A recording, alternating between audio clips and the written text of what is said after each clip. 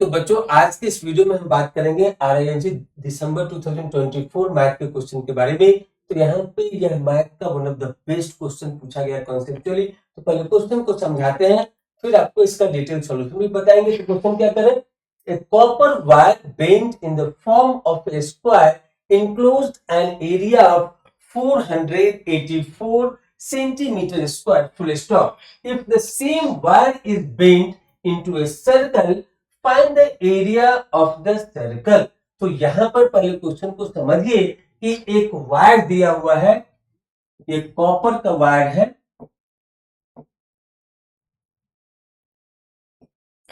ये copper wire है और इस कॉपर वायर को मोड़ करके एक स्क्वायर बनाया गया है जिसका एरिया है कितना, तो इसका एरिया है 484 सेंटीमीटर स्क्वायर। अब इसी कॉपर के वायर को सर्कल के फॉर्म में इसको बिछाया गया है, तो बोल रहा है कि इसके अंदर का जो एरिया होगा वह क्या होगा, वो फाइंड आउट आपको करना है। तो कई बार बच्चों के दिमाग में आता है कि जब वायर सेम है तो एरिया भी सेम होना चाहिए। कॉन्सेप्चुअली वह बात गलत है। अगर ये वायर है, ये वायर है, इस वायर से आप स्क्वायर बनाओ, सर्कल बनाओ, रेक्टेंगल बनाओ, आप जो भी बनाएगा, ट्रायंगल बनाओ, उसका पेरीमीटर कभी नहीं चेंज होगा, उसका पेरीमीटर कभी नहीं चेंज होगा, या फिर सर्कल का सर्कमफरेंस कभी नहीं चेंज होगा, लेकिन एरिया शेप के हिसाब से चेंज होते जाएगा। तो मैं वही चीज आपको यहाँ पे दिखा रहा हूं। तो सबसे पहले यहाँ पर सर्कल का एरिया फाइंड आउट करने के लिए क्या चाहिए, तो हमें चाहिए a is equal to pi r square. R का वैल्यू यहाँ पे क्वेश्चन में दिया नहीं है, तो क्या करेंगे, हम इसके हेल्प से, जो गिवन वैल्यू है उसके हेल्प से हम आर को फाइंड आउट करेंगे और उसके बाद हम यहाँ पे इस सर्कल का एरिया निकालेंगे। तो कैसे होगा बच्चों, तो मैं यहाँ पे बता दूं आपको कि सबसे पहले आपको यहाँ पे जो ये स्क्वायर दिया हुआ है उसका एरिया दिया हुआ है, तो यहाँ से उसका साइड आपको मालूम पड़ जाएगा। साइड मालूम पड़ जाएगा, ये अगर साइड मालूम पड़ गया तो आपको इसका पेरीमीटर मालूम पड़ जाएगा, और अगर ये स्क्वायर का पेरीमीटर पता चल गया तो वो सर्कल के सर्कमफरेंस के बराबर हो जाएगा, और जब दोनों को बराबर करेंगे तो वहां से आर जो अननोन है वह वैल्यू आपको मिल जाएगा। वो वैल्यू को इस फॉर्मूला में आप डालेंगे तो एरिया ऑफ सर्कल आ जाएगा। तो यहाँ पर देखते हैं, तो यहाँ पर देखिए अभी, तो यहाँ पे इसका एरिया दिया हुआ है स्क्वायर का 484, तो एरिया इज इक्वल टू क्या होता है, तो ये होता है ए स्क्वायर, साइड का स्क्वायर। तो एरिया दिया हुआ है 484 is equal to a square. इसका मतलब क्या है, तो ए हो जाएगा स्क्वायर रूट ऑफ 484, तो 484 का स्क्वायर रूट आपको मिलेगा 22। अब आपको यहां पे इस स्क्वायर का क्या मिल गया, साइड मिल गया। अब साइड मिल गया तो इसका पेरीमीटर भी मिल जाएगा। तो perimeter of square is equal to what, 4a। तो 4a मीन्स 4 इंटू 22, तो 22 into 4, so it will become है 88। और बच्चों में एक चीज और आपको यहाँ पे बताता हूं कि आप जब भी इस तरीके का प्रोसीडिंग करें यहाँ पे आरआईएमसी के एग्जाम में, तो सबसे जो इंपॉर्टेंट पॉइंट होता है वह होता है यूनिट। यूनिट लिखना आप किसी भी स्टेप में नहीं भूलेंगे।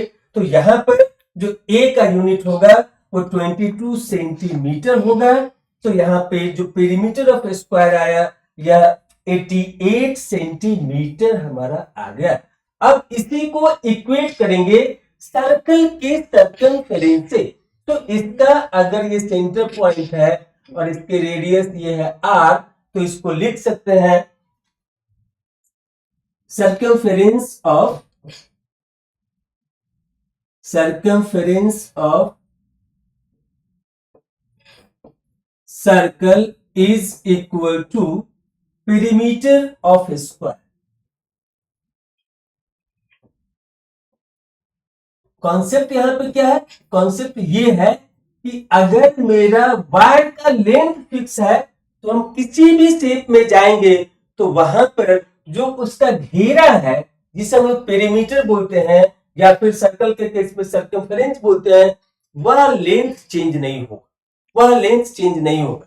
तो यहाँ पे circumference of circle is equal to क्या होता है, तो हम लोग जानते हैं ये होता है 2 पाई आर, तो दिस इज 2 पाई आर, और यह पेरीमीटर ऑफ स्क्वायर के बराबर होगा। तो पेरीमीटर ऑफ स्क्वायर क्या आया है, तो यह आया है 88 सेंटीमीटर। तो यहां पर आपको आर का वैल्यू फाइंड आउट करना है, तो यहां से आर आपको मिल जाएगा 14 सेंटीमीटर। आप इसको जब कैलकुलेट करेंगे तो यहां से आर आपको मिलेगा 14 सेंटीमीटर। तो यह आर के वैल्यू को आप यहां पे सब्स्टिट्यूट करेंगे तो a is equal to pi is 22/7 more frequently RMC के एग्जाम में यूज होता है, इंटू 14 सेंटीमीटर इंटू 14 सेंटीमीटर, तो यूनिट क्या हो जाएगा एरिया का, सेंटीमीटर स्क्वायर।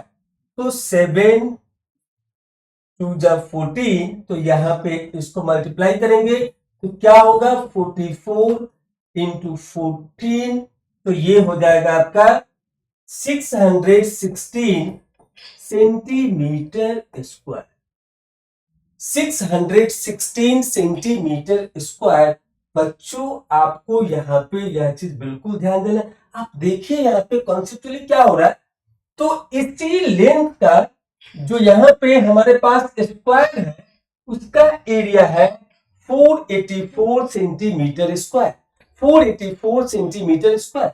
उसी लेंथ का अगर आपने शेप चेंज कर दिया, शेप चेंज कर दिया, आप सर्कल बना दिए, तो आप देखिए यहां पर मैथमेटिकली 616 सेंटीमीटर स्क्वायर है। मतलब क्या है कि अगर स्क्वायर का और यहां पे जो सर्कल है इन दोनों का घेरा बराबर हो, घेरा का लेंथ बराबर हो, मतलब कि perimeter of square and circumference of circle बराबर हो, तब भी क्या होगा, area of circle is always greater than the area of square. या कॉन्सेप्चुअल नोट्स में आप जरूर इसको लिखें। क्यों? क्योंकि ये मैक्सिमाइज करके आया है। आप देखो थोड़ा सा इस वायर को ऊपर की तरफ खींचिए, इस वायर को बाईं तरफ खींचिए, इसको दाईं तरफ खींचिए, इसको नीचे की तरफ खींचिए, थोड़ा पुल आउट करेंगे तो सर्कल के शेप को पकड़ेगा, मतलब कि उसका एरिया बड़ा होगा। दूसरा पॉइंट कि आप देखिए सर्कल के प्रॉपर्टी से हम जानते हैं कि सर्कल के सेंटर पॉइंट से सर्कमफ्रेंस का जो भी पॉइंट लेंगे उसका डिस्टेंस फिक्स होता है, जिसे हम लोग रेडियस बोलते हैं, जिसे हम लोग रेडियस बोलते हैं। लेकिन यहां पर अगर आप इस केस में बात करेंगे, यहां पर अगर आप सर्कल के केस में बात करेंगे, ये स्क्वायर के केस में बात करेंगे, तो अगर मैं ये पॉइंट को सेंटर पॉइंट मानूं तो यहां पर इस पॉइंट से इस पॉइंट को क्या बोलेंगे, तो ये हो जाएगा हमारा डायगोनल। अब यहां से ये इधर हो जाएगा डायगोनल, ये हमारा सेंटर पॉइंट हो गया। तो इस सेंटर पॉइंट से यहां का दूरी अलग होगा, इस सेंटर पॉइंट से इसके ऊपर अगर आप वर्टिकल डालेंगे वो दूरी अलग होगा, इससे जब आप डालेंगे तो वो दूरी अलग होगा। इसीलिए इसका एरिया हर एक कॉर्नर पॉइंट से ये लेंथ बराबर नहीं है, तो यह एरिया मैक्सिमाइज नहीं होगा। लेकिन इसमें सर्कल में क्या, इसी को थोड़ा स्ट्रेच किए इधर, इसी को स्ट्रेच किए इधर नीचे की तरफ, इधर स्ट्रेच किए इधर स्ट्रेच किए, तो इस सर्कल का रूप पकड़ेगा और तब जो हमारा एरिया इंक्लोज होगा वह मैक्सिमम होगा। बच्चों मैं यहाँ पे बताता हूं थोड़ा सा आपको कि आप जब पढ़ते हैं तो पढ़िए, सॉल्व करिए, क्वेश्चन को भी सॉल्व करिए, आंसर भी लाइए, वहीं तक अपने आप को लिमिट मत करिए। आपका कॉन्सेप्ट जितना स्ट्रांग होगा आप जिंदगी में उतनी ही तरक्की करेंगे। आगे में आगे जो भी एग्जाम होगा, आप पास हुए फेल हुए कितना नंबर है कोई बात नहीं, आपका कॉन्सेप्ट जितना स्ट्रांग है वही एक दिन आपकी जिंदगी में रंग लाएगा। और आप इस तरीके से पढ़िए। हमने आपको कॉन्सेप्चुअली बताया कि यहाँ पे सर्कल का area for the same circumference and this perimeter, their area is not same because their shape and size is different. तो वो कैसे हुआ, यह मैथमेटिकली हमने आपको बताया, लॉजिकली भी बताया। मान लो फॉर एग्जाम्पल कि आपका आरएमसी के रिटन में बहुत अच्छे मार्क्स के साथ हो गया, आपने ये तरीके से पूरा आंसर ले आए, लेकिन वहां पे इंटरव्यू में अगर यह पूछ दे कि यहाँ पे सर्कल का एरिया क्यों इससे बड़ा है, अगर आप सही से लॉजिक नहीं दे पाए तो शायद जो एग्जामिनर होगा, जो इंटरव्यूअर होगा, वह आपसे खुश नहीं भी हो सकता। तो उस केस में जो बच्चे इस चीज को जस्टिफाई करेंगे उनका सिलेक्शन का चांस बढ़ जाए। तो जब आप पढ़ते हैं तो कॉन्सेप्ट के साथ पढ़िए, इवन दो आपका आरआईएमसी में होता है नहीं होता है, आगे आने वाले कॉम्पिटिटिव एग्जाम में, चाहे आप आईआईटी जेई के लिए जाए, चाहे आप किसी भी कॉम्पिटिटिव एग्जाम के लिए जाए, यह सारा कॉन्सेप्चुअल चीज आपको बहुत हेल्प करेगा। तो मेरा सजेशन है कि आप जो पढ़ते हैं पूरा क्रिस्टल क्लियर पढ़िए, कॉन्सेप्ट के साथ पढ़िए, वह आपको जिंदगी में बहुत दूर तक लेकर के जाएगा। So I hope it is much of crystal clear clarified to all of you with the concept. क्यों ऐसा होता है वह भी लॉजिकली मैथमेटिकली भी हमने आपको दिखाया।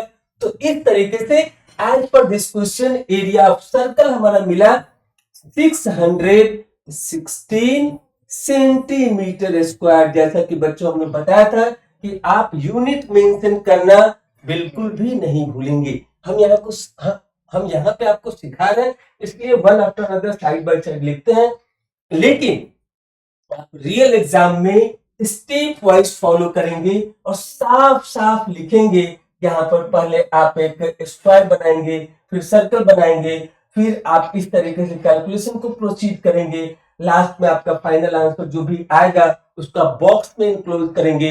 तो वहां पे एग्जामिनर आपके तरीके से बहुत ही खुश होगा और समझेगा कि आपको कॉन्सेप्चुअली सब कुछ अच्छे से आता है, तभी आप इतने साफ सुथरे तरीके से तब जिसको डिस्क्राइब कर रहे हैं, और आपको फुल मार्क्स मिलेगा। यह 5 मार्क्स में पूछा गया था, 5 में 5 आपको मिलेगा। So thank you for watching this video, thank you again.